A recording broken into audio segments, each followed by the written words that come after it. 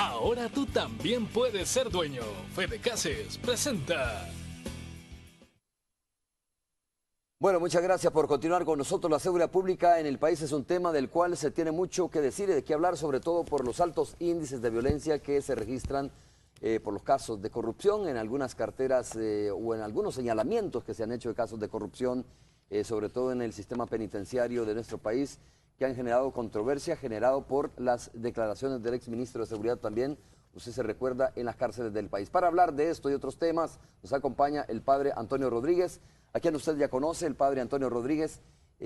Primero fue un duro crítico de la tregua y luego dijo, bueno, creo que llegó el momento de sumarse a la tregua, a buscar métodos que puedan pacificar o que puedan lograr menores niveles de violencia y de delincuencia en nuestro país. Así que, padre Toño, muchas gracias por estar con nosotros, que estaba ausente, no andaba por España, Europa, digo específicamente, ¿no? Por España creo que andabas tú. Visitando a mi familia. Mes y medio estuviste allá. Mes y medio.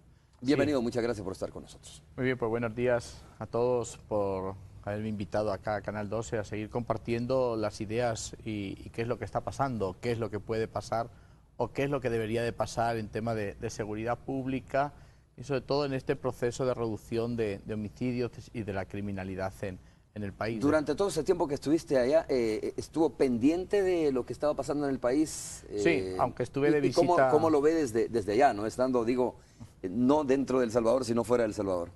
Sí, estando de visita familiar, tuve conocimiento y le di seguimiento a las noticias y a lo que estaba aconteciendo en el país. Y claro, venir de un país con una tranquilidad y una paz cuesta volver al Salvador, pero creo que tenemos un compromiso ético y tenemos un compromiso espiritual por continuar en este proceso y aportarle sobre todo lo que uno ve en otros países, que es donde está fundamentada la cultura de paz y los procesos de pacificación, que son los derechos, que es a veces lo que nos cuesta entender a todos nosotros los salvadoreños. Parece ser de que la ausencia de derechos es garantía para tener más seguridad, o ser represivos, o ser violentos, o tener una policía cometiendo delitos, persiguiendo delitos, casi cometiendo los mismos delitos que persigue. Es decir, yo creo que lo que uno ve en otros países o en el país que yo nací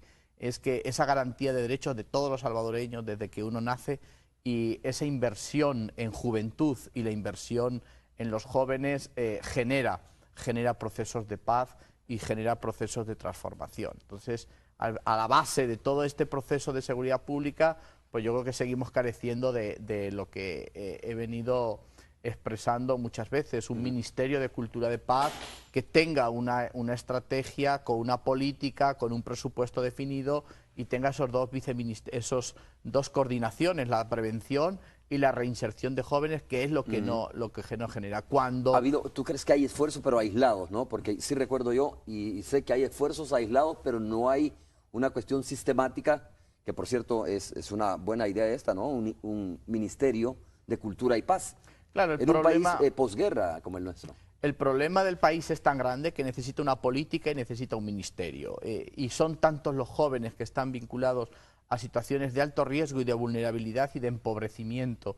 Y hay unas comunidades tan empobrecidas que sí que necesitan generar toda una política y todo un presupuesto, que es lo que no hay. Yo he venido diciendo que el Instituto Nacional de Reinserción, de Rehabilitación, pero sí que necesitamos urgentemente un Ministerio de Cultura de Paz que sea lo que esté a la base de todas estas reducciones de homicidios. Porque la tregua al final es un pacto entre dos grupos que se están matando entre ellos, porque los muertos son de las pandillas, pandilla contra pandilla. Mucha gente puede estar de acuerdo y decir, bueno, yo no quiero tregua porque yo quiero que se maten entre ellos para que se acaben. Y me parece que es una postura bastante antievangélica, me parece que no es humana y me parece que ahí la población va creciendo en ese sentimiento deshumanizante y deshumanizador, que quieren que nos matemos o que se estén matando. Yo no puedo ni aplaudir, incluso no puedo generar ese tipo de postura ni retroalimentar ese tipo de comportamiento. Es decir, a mí me parece que la tregua, como dijo el otro día el presidente de la República, Mauricio Funes, hay que apoyarla porque si dos grupos deciden no matarse, y podemos intervenir para que no se maten y que puedan dialogar para que no se maten entre ellos, me parece que eso es loable porque también son salvadoreños. Es decir, si hay dos vecinos que se van a matar en la calle y tú sales a ayudarles para que separarles o que dialoguen para que no lleguen a agredirse, eso lo hemos hecho todos en la calle, entrar a que dialoguen. Es decir, me parece que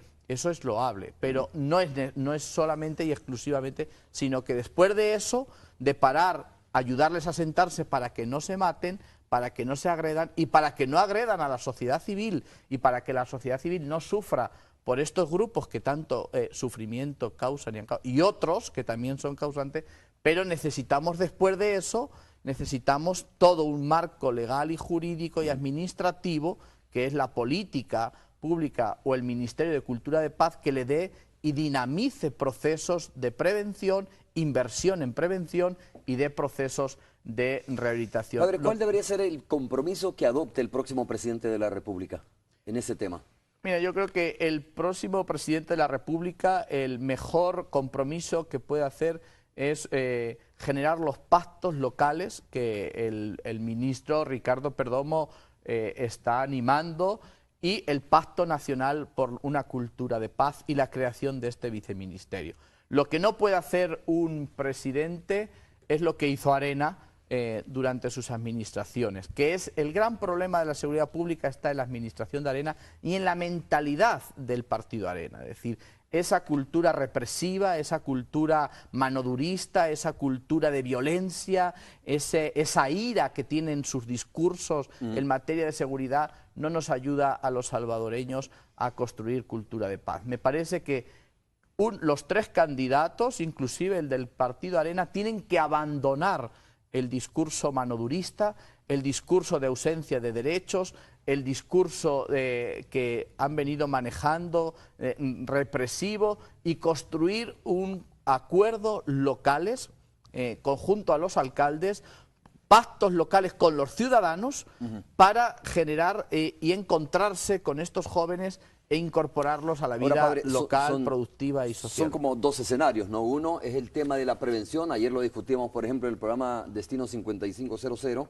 con los asesores de los partidos políticos en materia de seguridad, y hablábamos de la necesidad, obviamente, de la parte preventiva, pero también la gente quiere que se aplique la ley.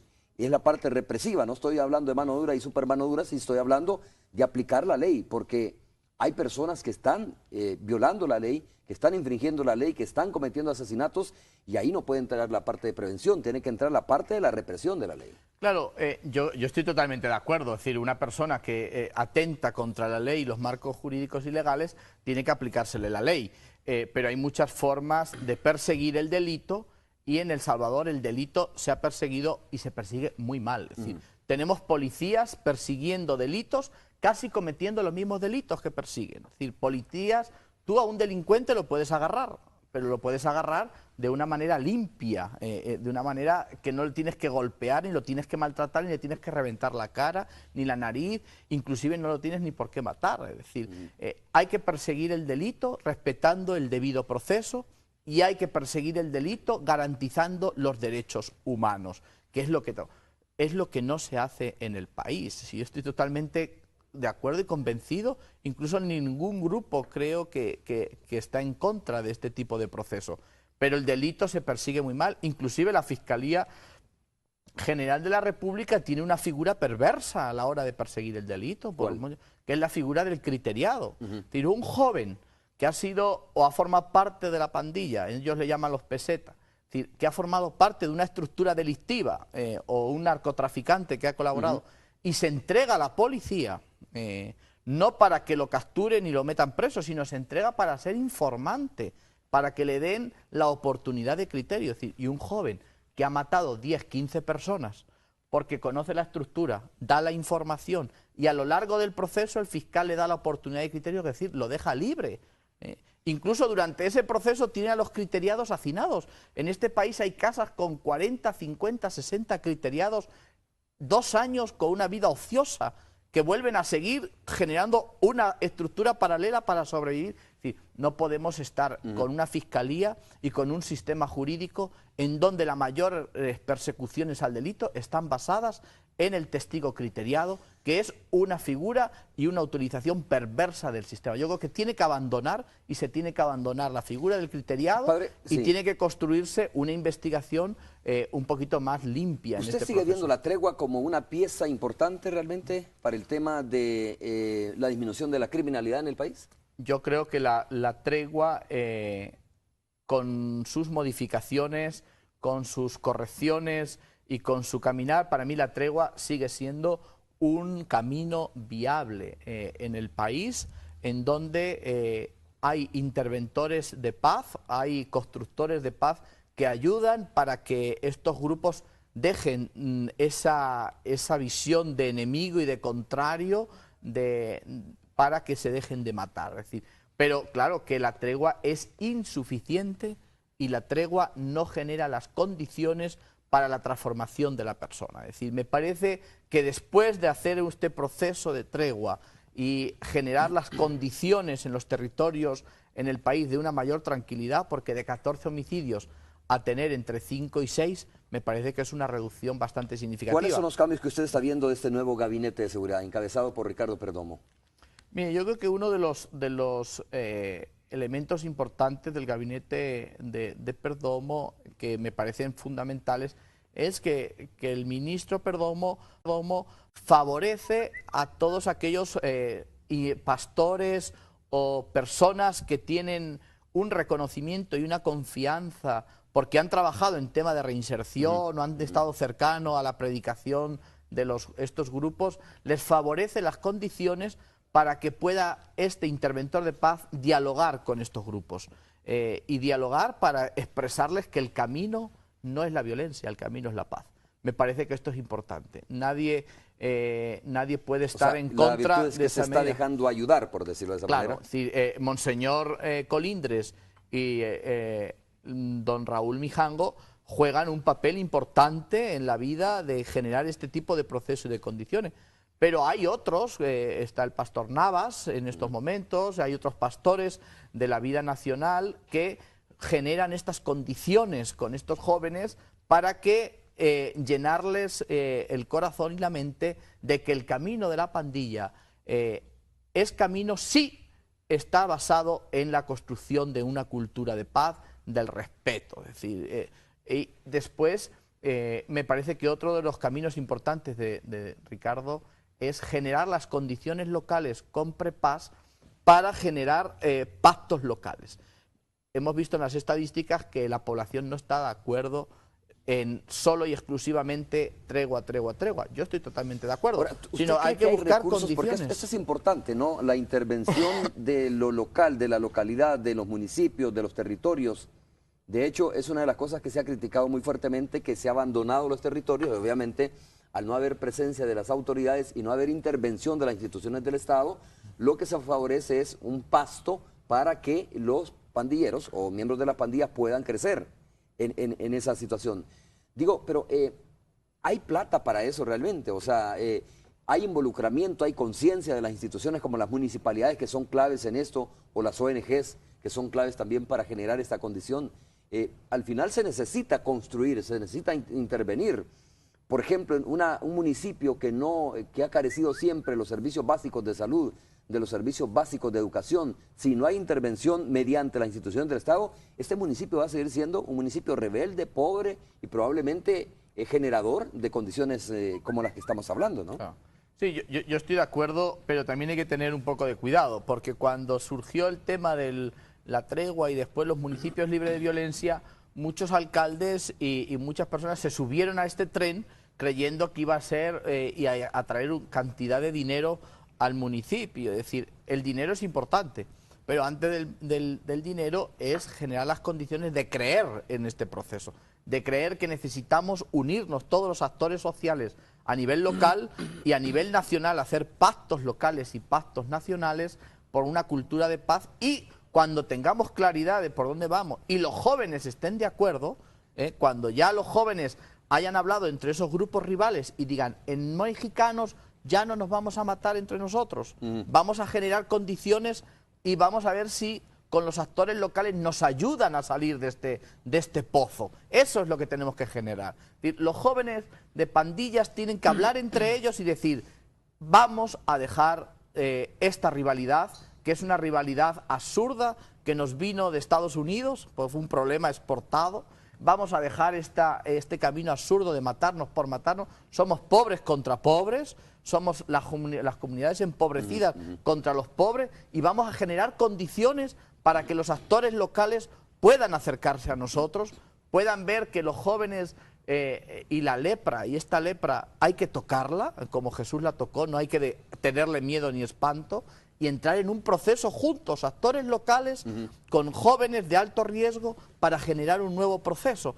Y después generar, claro, yo creo que la cooperación internacional y el Ministerio de Relaciones Exteriores en su coordinación de cooperación que tiene Relaciones Exteriores, tenemos que hacer un acuerdo también, incluso una ruta crítica sobre los fondos. Pero creo, Romeo, que si no se genera el Ministerio de Cultura de Paz, y en el Cultura de Paz nos ordenamos todos los territorios y ordenamos los fondos, volvemos cada uno a agarrar dinerito para hacer nuestra campaña, nuestro changarro, y esto no es un problema de agarrar dinerito y hacer yo y entretenerme yo el mexicano, claro, el otro ni lo pago, no, esto es un tema de nación. Iba a ser un enfoque precisamente eso.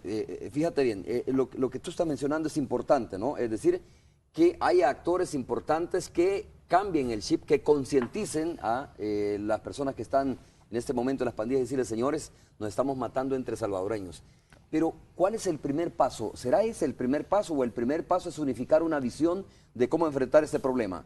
Hoy mismo tienes diferencias en el Gabinete de Seguridad, o por lo menos el ex ministro de Seguridad, Douglas Moreno, sale haciendo críticas del Gabinete de Seguridad. Y dice, lo que pasa es que las condiciones que nosotros estamos generando desde el Gabinete de Seguridad, primero dijo de que hay cosas adentro, de que él nunca estuvo de acuerdo que se hicieran y se ejecutaron. Ahora dice, con la llegada de Ricardo Perdomo se pierde esa visión, ¿verdad? Se quita de alguna manera las condiciones que se había generado para continuar desarrollando esta tregua. Digo, si en el Gabinete mismo de Seguridad todavía no hay una definición hacia dónde caminar, difícilmente tú puedes crear las condiciones y trasladar esa idea a los territorios.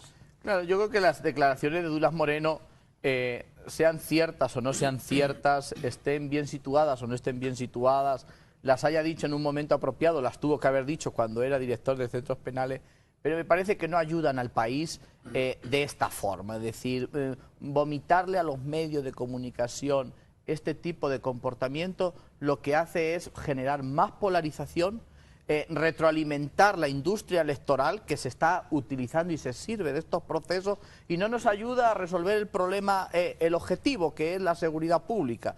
Es decir, si Douglas Moreno tiene eso, por eso necesitamos de un pacto y de un grupo a nivel nacional que estén ministros de seguridad. Él apoya la tregua. Claro, está de acuerdo con la tregua. apoya... Lo que dice es que, mire, se dan cosas o se dieron cosas para generar esta condición que no necesariamente están dentro del marco de la ley, como lo que denunció, ¿no? Una red de prostitución, ¿ya?, que no está dentro del marco de la ley, que no es un elemento necesario para generar esa condición y desmontar los hechos delictivos. Claro, pero en aquel tiempo él era el director de centros penales, me parece que lo tuvo que haber denunciado en su tiempo y lo tuvo que haber corregido en su tiempo. En esto yo no conozco ese tipo de situaciones, primero porque hubo un tiempo que yo tuve prohibido entrar a centros penales y estuve casi 6 meses que tuve una prohibición del ministerio donde él estaba. Incluso quien me comunicó no entrar a centros penales fue Douglas Moreno, es decir, por teléfono, en una mañana que yo iba a Ciudad Barrios. Entonces, no me parece que... ¿Y le explicó las razones por las cuales no podía entrar a los centros penales? No me explicó en aquel momento las razones, pero bueno, yo suponía que como estaba en una situación crítica, pues ellos tampoco me favorecían a mí mi trabajo que he venido desarrollando. Pero creo que ese en este momento no es el lugar ni el momento en donde nos podemos estar entreteniendo. Me parece que hay, y él sabe, e incluso como tú dices, Romeo, él apoya la tregua en aquel entonces, y es decir, es que no apoyar la tregua, es decir, no apoyar que 2 personas no se estén matando y que vean cómo se genera, otra cosa que estés apoyando otras cosas, entonces ya no apoyas la tregua, apoyas otras cosas. La tregua es un pacto de no agresión entre dos grupos históricamente enemigos entre ellos. Pero si tú apoyas otras cosas, entonces ya no formas parte de la tregua, formas parte de otra estructura de corrupción que yo no sé si él formó o se hizo el del ojo pacho en su contexto cuando tenía la dirección de centros penales. Pero en este momento sí que necesitamos que ese tipo de comentarios o de críticas se viertan en una mesa en donde esa mesa sea dialogada y busquemos los puntos centrales en este momento para poder construir y seguir. El camino está en un momento, yo creo, bueno para construir política pública en seguridad. El país está en el momento idóneo para seguir fortaleciendo los diálogos, fortaleciendo los pactos y crear un marco de ley, un ministerio que ordene y que genere cultura de paz, que es lo que no hubo en la posguerra. Al final, El Salvador pasó de la guerra a la paz y ningún país pasa de la guerra a la paz. Después de la guerra viene la posguerra, es decir, y hemos tenido también una guerra social con altos índices de criminalidad y no vamos a pasar a la paz por arte de magia, hay que generar las condiciones, el proceso y toda la población tiene que colaborar, es decir, no en estar favoreciendo la criminalidad ni favoreciendo este tipo de comportamientos, sino todos tenemos que colaborar en entender que lo que vive el país es un proceso y no podemos regresar al manodurismo, no podemos regresar a la cultura del castigo. Como bien has dicho tú, y en estos contextos electorales es bueno que la gente tenemos muy internalizado la cultura del castigo, el populismo punitivo, la mano dura, eso genera votos, pero no soluciona problemas. Ok, padre, hagamos la primera pausa, ¿les parece? Vamos a continuar hablando de ese tema cuando regresemos, pero antes vamos con Cristóbal Ayala. Cristóbal Ayala está precisamente ubicado donde se ha generado ya un paro de labores de la Ruta 30. Cristóbal, ¿cómo estás? Me imagino muchas personas afectadas por esto. Gracias, Romeo, buenos días, un gusto saludarte nuevamente y por supuesto también un gusto saludar al padre Antonio Rodríguez que nos acompaña en el estudio de la entrevista de Hechos AM.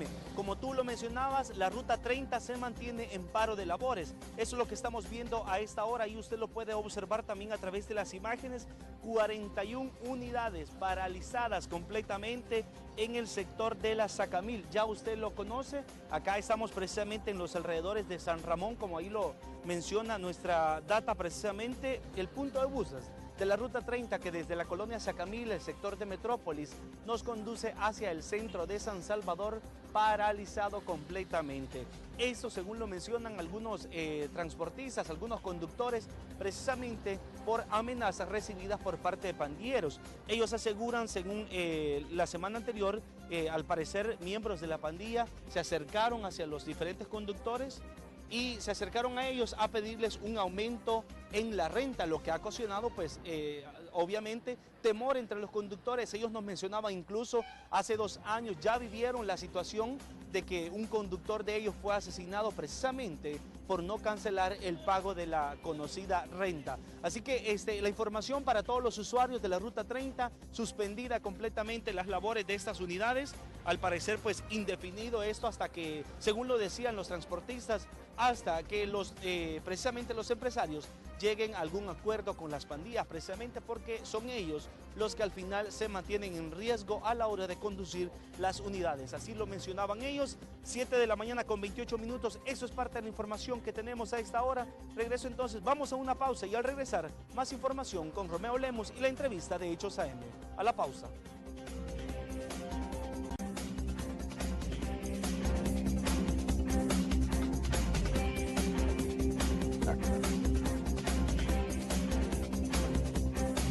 Muy bien, estamos de regreso conversando con el padre Antonio Rodríguez, el padre Toño, como le conocemos aquí en nuestro país, hablando sobre cómo enfrentar a futuro. Yo creo que es importante hacer reflexiones sobre cómo se ha hecho o cómo se ha enfrentado este tema en el pasado, pero la pregunta más importante es cómo se debe enfrentar hacia futuro. Creo yo, padre, que a este gabinete de seguridad le queda poco tiempo. Sí recuerdo yo cuando asumió... Perdomo dijo, ¿no? El ministro de Justicia, Perdomo, dijo, voy a generar un pacto social, si mal no recuerdo, fue la figura que utilizó en las comunidades. No sabemos cómo ha caminado esto, cómo ha continuado desarrollándose. Lo que sí sabemos es que este tema de las pandillas ha tenido altibajos. Es decir, cuando ellos quieren, ponen de alguna manera, digamos, en problemas esta situación o generan un aumento de la cantidad de homicidios. Por lo tanto, la gente tiene mucha incertidumbre todavía de cómo se va a enfrentar y creo que tienen poca claridad también de cómo los candidatos pretenden enfrentar este problema o cómo lo van a resolver en caso de ganar las próximas elecciones. Sí, primero en el tema del alza de homicidios, claro, siempre hay un único factor, que siempre le decimos que las pandillas es un actor de violencia importante en el país. Yo, según hablaba con la Policía Nacional Civil y le preguntaba el otro día que cómo están las estadísticas, y dice, cuando vamos a la escena del crimen estamos entre un 20-25 de los homicidios que se vinculan a las pandillas. Cuando la investigación avanza estamos entre un 40%, es decir, son de los 100% de homicidios el 40%. Hay un 60% que forma parte de otra. Entonces, el país y las condiciones de violencia que hay en el país social, incluidas las pandillas, sube y baja los homicidios. Es decir, el otro día el asesinato de Atiquizaya dijeron pandilleros, ¿sabes? Y en Atiquizaya, que fue una familia de 3, había sido que era una familia de carniceros y de ganaderos, y entre la misma familia tenía problemas y se fueron a matar entre ellos. Es decir, ahí fueron 3 homicidios en el mismo día. Y así sucesivamente.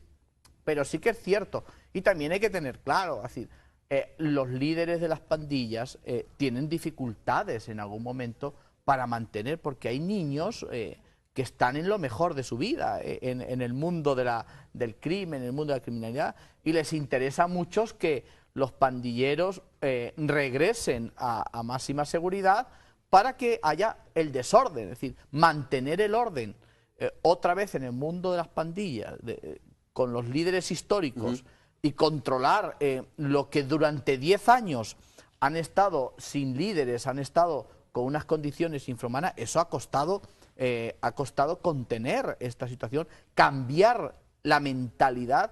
Es decir, si a mí me cuesta cambiar la mentalidad de un pandillero, ¿cómo le cuesta al mismo pandillero que empezar a cambiar? ¿Crees tú que hay una resistencia interna realmente al tema de la tregua? Claro, hay algunos jovencitos o hay algunos niños que están en lo mejor y a veces se salen del huacal. Y hay cosas que pasan en el país que se les salen incluso del control de la misma pandilla. Es decir, para mí lo importante es la pandilla tiene que dejar toda acción delictiva. Es decir, ese es el camino. Es decir, no hay otro camino. Es decir, las pandillas tienen que abandonar toda acción delictiva. No hay camino. Pero generar condiciones para, y digamos, el país tenemos que ayudar para que, tanto con la ley como con el Ministerio de Cultura de Paz, como con pactos locales, el país tenemos que ayudar para que estos grupos dejen de toda acción delictiva. Me parece que ese es el camino del país. Yo no puedo estar a favor ni de las pandillas, ni del narcotráfico, ni del crimen. A veces dicen, es que usted está a favor de las pandillas, que me diga a mí quién yo he estado a favor de las pandillas. Porque tú has trabajado en procesos de rehabilitación. Claro, pero hay que trabajar. alguien tiene que trabajar, y si mucha gente en este país, por ese clasismo que hay, o ese miedo y ese pánico, abandonamos el compromiso de entrarle a estas jóvenes que tienen que transformarse su vida, me parece claro que yo, una persona que mata, que le apliquen toda la ley, que vaya 40 o 30 años a la cárcel, pero que cuando vaya a la cárcel cumpla con su deber de ser una cárcel rehabilitadora, que no tengamos las cárceles teniendo a personas, a 25.000, 26.000 personas, y las Bartolinas viviendo que uno sale de las Bartolinas peor todavía que entra. Es decir, tenemos que tener las condiciones en el país para que estas personas cambien y abandonen toda acción, pero lo tenemos que hacer de una manera humana. No sé cuál ha sido el comportamiento de los familiares de los pandilleros en procesos electorales anteriores.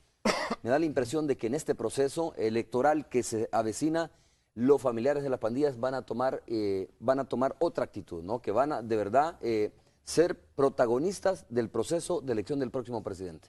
Que tienen todo el derecho, digo, o sea, el hecho de que sean familiares de pandilleros no significa que la Constitución les prohíbe a ejercer el derecho al voto, pero anteriormente no sentíamos como que estaban preocupados, como que estaban pendientes de un proceso como lo puede estar sucediendo hoy.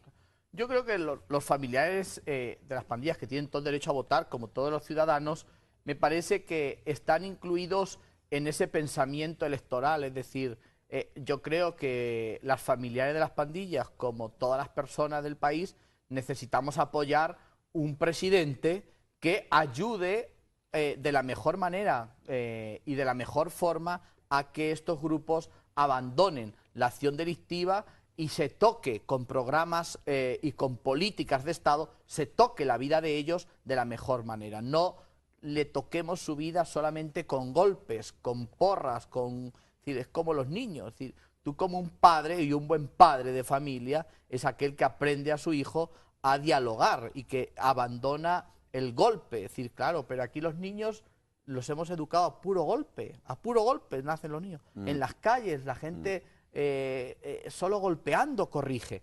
Me parece que podemos corregir bien y seriamente con otro tipo. Entonces la familia de los pandilleros yo creo que tienen el derecho a votar y tienen el derecho a votar como yo por el candidato que mejor aporte a que seamos más humanos en el país y a que solucionemos los grandes problemas y abordemos a las personas que se han equivocado por A o por B en el país, las abordemos de una manera humana. Claro, abordarlo de la manera humana, no estoy hablando de una visión de impunidad. De impunidad, me parece es decir, que la gente un borrón y cuenta nueva con esto. Humanidad con impunidad. No, una cosa es impunidad, que la única impunidad más fuerte es la amnistía en el país, pero me parece que el camino del país es que aprendamos a solucionar los problemas con derechos humanos, con respeto al debido proceso y con humanidad. Bueno, mira, para muestra un botón, Roxana Webb más adelante va a leer comentarios, pero quiero leerte este. Veamos qué dice el padre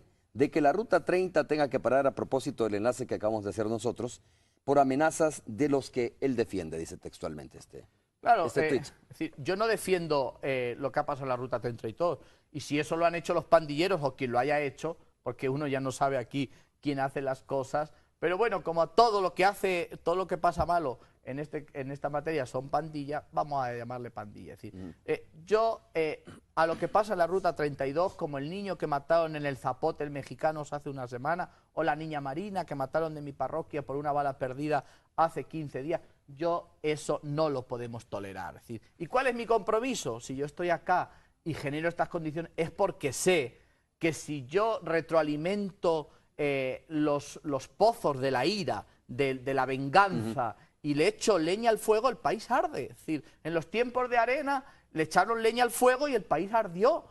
Arena nos dejó 4.400 homicidios y Arena nos dejó el segundo país más violento del mundo y Arena nos dejó las cárceles en procesos de hacinamiento y Arena abandonó toda la materia y una policía altamente represiva y una policía altamente descompuesta en sus... Arena dejó el país en llamas casi. Es decir, me parece cambiar la cultura de esos 20 años de Arena, me parece que ha sido trágico para nosotros y ha costado mucho trabajo. Lo que dice, claro, ¿cuál es mi compromiso? Solucionar lo de la Ruta 32 y que el país no haya más paro de buses, que los pandilleros dejen de extorsionar, que otros grupos dejen el narcotráfico, dejen el crimen organizado y que generemos las condiciones desde una construcción de políticas públicas y de entendimiento. Pero yo no puedo solucionar los problemas del país o la Ruta 32 matando, golpeando y generando procesos de odio entre los salvadoreños. Es decir, tenemos que generar, y a mí me compromete y me comprometo a continuar enfrentando todos los grupos que han usado y utilizan la violencia para hacerse y construir poder, que hay que transformar esas vidas, hay que transformar esas personas, hay que transformar, y yo hasta el día de hoy lo único que veo que transforma la vida de la persona es el amor. Lo único que transforma la vida de la persona es la misericordia, es la ternura. Y hay muchos niños, el otro día me decía un niño, un salvadoreño con 30 años, llorando, decía, a mí mi madre nunca me ha dado un beso, es decir, o mi padre nunca me ha dado un beso. Es decir, hay muchos niños que su madre y su padre nunca le dieron un beso, y eso genera una acumulación de falta de afecto, de cariño, de sentimientos. Somos una cultura extremadamente conservadora en materia de seguridad. Somos una cultura del castigo totalmente, que está metido hasta en nuestra sangre, y quitar estos procesos de seguridad y estos modelos y estos patrones, pues, y los candidatos no nos ayudan a veces. ¿Por qué? Porque los candidatos saben que a la gente le encanta el golpe y el castigo. Y si electoralmente, la industria electoral, ¿quién dinamiza una industria electoral? El golpe, el garrote, la mano dura. Eso le da de comer al electorado, y al final lo que quiere un candidato, aunque tenga que mentir, es ganar. Es como, por ejemplo, Norman Guevara. Norman Guevara se ha reunido con pandilleros. Norman Quijano. Norman Quijano se ha reunido con pandilleros. Pues igual los pandilleros... Eso lo denunció, lo dijo el presidente de la República, ¿no? En un programa radial.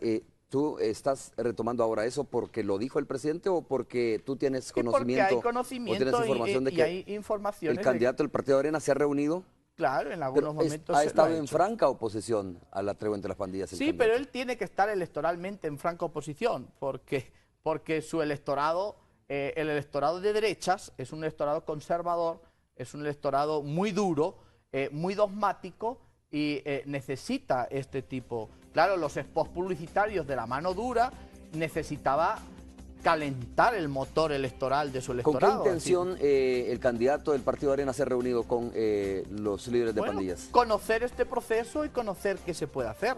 Es decir, si el candidato de Arena lo ha hecho de la mejor manera, pues me parece que igual lo apoyan los jóvenes de las pandillas, porque es el que va a generar las condiciones de una mejor forma de actuar. Al final de eso se trata. Es decir, yo creo que no puede haber un candidato, y no puede haber una población que favorezca la delincuencia en el país. Ahora, me parece que la delincuencia hay que afrontarla, y hay que afrontarla desde marcos legales y jurídicos, y desde una praxis de institucionalidad. Necesitamos urgentemente el Ministerio de Cultura de Paz, y yo quiero ver a un presidente, un candidato presidencial, dirá, vamos a crear el Ministerio de Cultura de Paz, que tenga 2 viceministerios, el de Prevención Social de la Violencia y el de Reinserción y Rehabilitación de Maras y Pandillas, y nos ordenemos todos y favorecer a interventores de paz en el país. Parece que es el único, y que la policía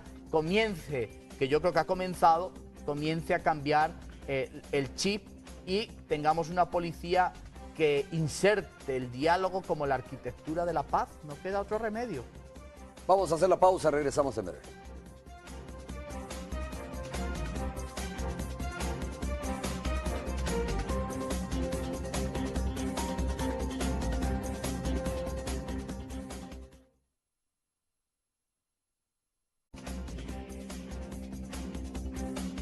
Muy bien, vamos a conocer sus comentarios y sus opiniones a través de las redes sociales. Marketing-es dice, ¿cómo o qué para que los pandilleros abandonen las acciones delictivas? Giovanni-Campos en Twitter dice, insisto ante esto, la realidad es pura política degradante del Partido Arena, no son nada honestos y juegan mal. Mario 23 Martínez dice, queremos saber las acciones que se pueden tomar porque ya sabemos que las pandillas hacen lo malo. Eso se discute siempre. Tregua, si la violencia sigue igual o peor, es la opinión de Manuel Bo 68, siempre en el Twitter. Lorena P 99 914 167 dice, y el FMLN lo peor que ha hecho del pacto con pandillas. Hoy en día ningún político hace nada por las personas pobres. Eso en el Twitter, pero rápidamente, Romeo, comparto algunos de los comentarios también que tenemos en Facebook. Ejemplo, dice acá Efraín Romero, bueno, ¿y cuándo se van a acabar las maras? Dice Martín Orellana Mengíbar, tiene buena relación con Fabio Colindres, díganos, ¿él sigue? ¿Usted cambió su postura? Le preguntan al padre. También acá Roberto Salazar dice, padre Toño, cuando hay purgas en las pandillas ordenadas desde las cárceles, el señor Mijango sabe de estas órdenes antes de que se cometan. René Alexander Morazán pregunta si él sabía de las declaraciones en contra de Munguía Payés. Son algunos de los comentarios, Romeo, opiniones que tenemos y también preguntas. Vuelvo contigo. Gracias, Roxana. Vamos a dejar que el padre Toño responda algunas de esas interrogantes. Bueno, yo creo que quién sigue y quién no sigue, es decir, todos los que somos un poco o que creemos en una visión más humana de los problemas, claro que Monseñor Colindres sigue en el proceso y Raúl Mijango sigue en el proceso y la Iniciativa por la Paz, claro que todos los pastores siguen en el proceso y los que creemos en esa visión. Creemos en el proceso de que el país se transforme y que la gente y estos grupos abandonen la criminalidad. Creo estos y otros. Y esto hay que generar condiciones. Cuando comentan de la situación que vive de que estos son pobres y que la pregunta que me hacía, bueno, pues el país está pagando las consecuencias del abandono y la inversión en juventud. Es decir, un país con un Estado y una economía capitalista voraz, en donde ha abandonado las políticas sociales de inversión en juventud, pues al final tenemos este tipo de problemas. Claro que el fin no justifica los medios, porque hay muchos... Pero, bueno, pues teníamos una deportación masiva. No fuimos capaces en la primera década del 80 al 90 de aportarle una política a los deportados.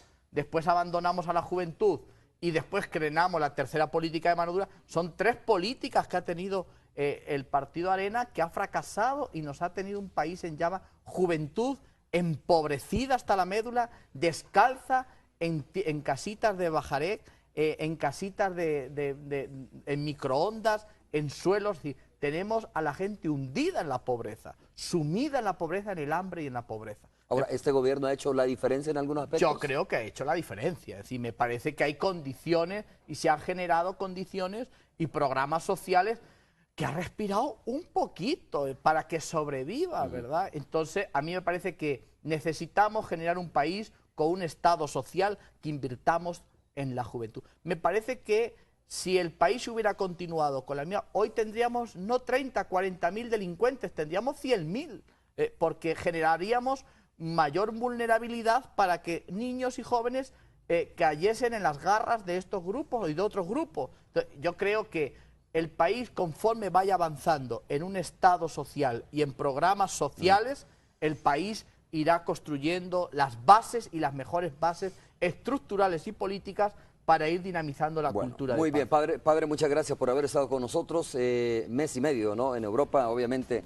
visitando a sus familiares, está de regreso con nosotros para darnos a conocer tu opinión, tu punto de vista sobre esta situación. Y por supuesto, nosotros vamos a continuar pendientes de cómo se va desarrollando y evolucionando esta situación y cómo los candidatos también se van comportando en torno a este tema, ¿no? ¿Cuál es la propuesta de verdad que tienen para resolver esta situación? Muchas gracias. Muy bien, muchas gracias a todos. Vamos a hacer una breve pausa, regresamos ya para el cierre de Hechos AM aquí en Canal 12.